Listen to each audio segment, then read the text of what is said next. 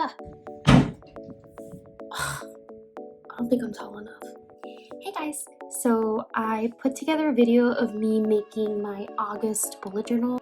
It really helps me plan out a lot of projects I do. Even though I just quit my job, there are still a lot of things creatively that I like to do, and along with appointments and life goes on. So this is my best way of organizing that, and I just wanted to show you guys how I do it. I hope you enjoy. Hey guys, so today, as I said, I'm going to show you how I set up my August bullet journal. I wanted this to be really creative in a way that was colorful. I'm not the most artistic, but it works for me. This time last year, my boyfriend and I went to Hawaii, so I wanted to kind of emulate pictures of hibiscus plants and make sure it was pretty and colorful. So that's what I'm doing right here. I've been bullet journaling for a good 3 to 4 years, so I know what layouts I like and I know what works for me in terms of planning my goals, so it's really fun. Here I'm doing a quote page, which is what I like to do usually to kind of inspire me. But if you see later in the video, I changed this. I'm not sure why, it just didn't really resonate with me. It wasn't something that inspired me, I guess you can say. Of course, mental and personal growth is always good, but it's not really what I wanted to focus on. I didn't really relate to it, but it ended up really pretty. I'll probably use it for another time.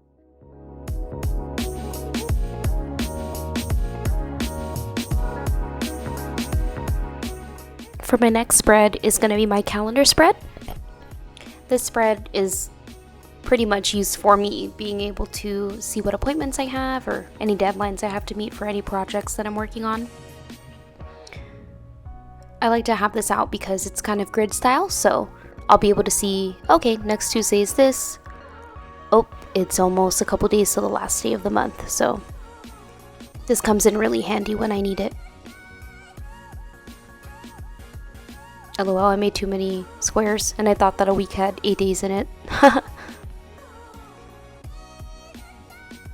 Pretty much this is going to be me drawing the only flower I know how to draw on every spread and coloring it. Like I said, I'm not the most artistic, but if it looks pretty and it's visually appealing, and colorful, I'll want to use my journal more often. There are some times when I just don't look at my journal for weeks at a time, and it's really bad. And I've noticed that it's because I didn't make it really visually aesthetic. I'm trying to work on my calligraphy and my penmanship a little more. I feel like that's just one of those things that I'm never going to be satisfied with, so as long as it's legible, I'm down for it.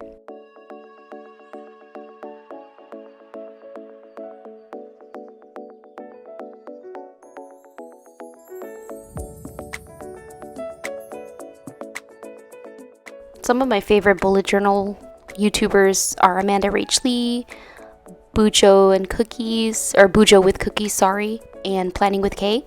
They have beautiful layouts, and a lot of the stuff I do in my own journal is inspired by what they do and how they plan and the templates that they create for themselves. So you guys should check them out if you want to start a bullet journal. It's really easy. This fast forward motion really doesn't do it justice. This took me about an hour to an hour and a half to finish, and I'm not even artistic in the sense of detailed work. I just drew a bunch of flowers to, embellish my page a little bit so it's not just plain. But some people really dedicate their time to crafting really beautiful pages, and they deserve their props for sure. Also, I like to have a little goals section to see what my intentions are for the month. That way I know what I'm aiming for.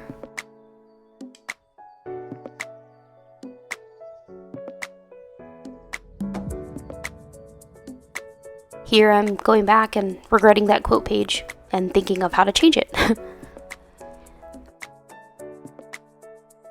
My next page is going to be a habit tracker. I like to see data and I like to see visual progression of how I'm doing. the purpose of my habit tracker is to eventually not need to track the habit that I'm trying to implement in my life. Eventually, I want it to be second nature. So in order to do that, I need to see physically and visually that I'm actually, putting in good work. So these habits can range from personal, physical, it can do with family, anything to make my life better. If you can see here, I want to track how often I eat out, for example. It's a really bad habit I have. So if I mark it and I see like, oh my God, I've eaten out every single day of August, geez, that needs to stop.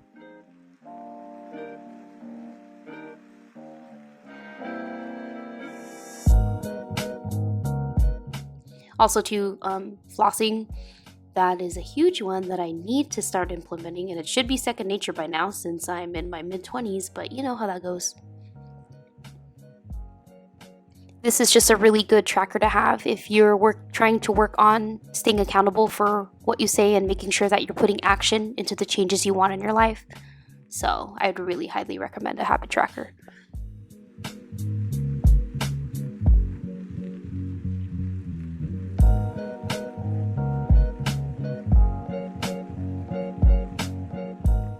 On this side, I put in a quote just to, play on the fact that it's a habit tracker and to remind myself that practice makes perfect.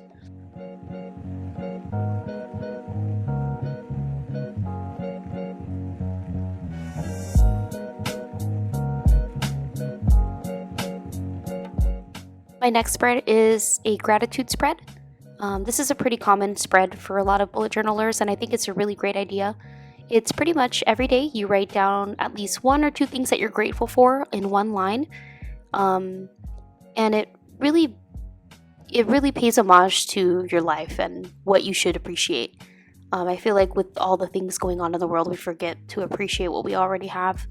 It's such a busy work life and so many goals to be accomplished, but just remember to be humble and grateful always.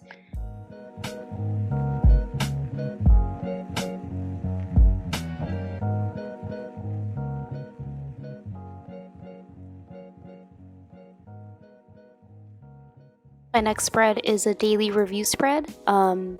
This spread is pretty much like a one line a day. It pretty much forces you to think how your day went and how you want to remember it by.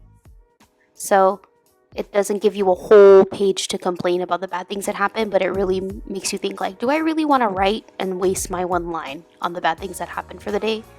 And instead, it'll probably give you a more positive outlook to think of how to summarize your day. And I really like these. It really makes me think about what I should focus on, and it's helped me focus more optimistically than on the bad things that happen. And here you can see them like, oh my gosh, I can make flowers with markers only and color it in with the marker. It looks so much better. So that's what I'm doing here. And just looking back at the footage, yeah, this looks way better than outlining a flower with the marker and then using a color pencil to color it in. This next spread is called my brain dump. Sometimes I don't have anywhere to structurally put down a thought. I'll have an idea for a video, or I'll have an idea for a project or a challenge that I want to do, and I don't have a place to put it, so I'll just reference this page. It's pretty much my word vomit page, so I can write down anything, a quote that I think of, or any idea that I have. I'll just put it here.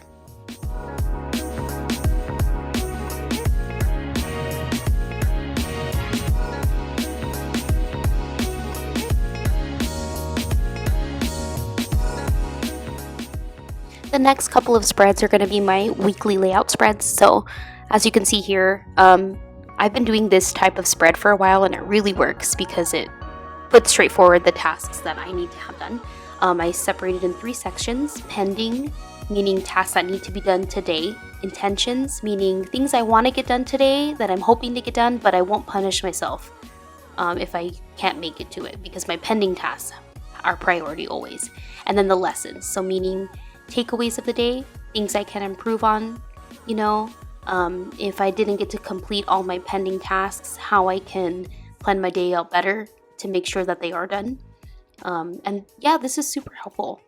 It really puts into perspective the goals I have and helps me organize It helps me also not get too overwhelmed with everything that needs to be done. I like checklists. I like being able to physically show that I've completed a task, so this style works really good for me. It also helps me prioritize and not focus on, things that can make me procrastinate. So even if you are doing a task and keeping busy, quote unquote, it can still be procrastinating if it's not a main goal that you need to get done for the day. So now I'm just doing another weekly spread. I like to do all my weekly spreads for the month, just so as you can see, this takes a lot of time to do, getting my ruler out, and it's just the way I want it to look. So I like to get it done all at once. That way, when I have to plan something out, I don't have to worry about, oh, I need to make my spread again. So I just get it all done at once. I'm changing it up here. Sometimes I like to have a list template, so maybe not so structured all the time. I just like to write down and word vomit my day. And sometimes that works for me too if I'm really on the go and I don't have time to really reflect, or I don't want to reflect. I'll just go ahead and set something up like this. And then I believe this should be my last weekly. Yeah, so this is the last week of August that I'm writing out right now.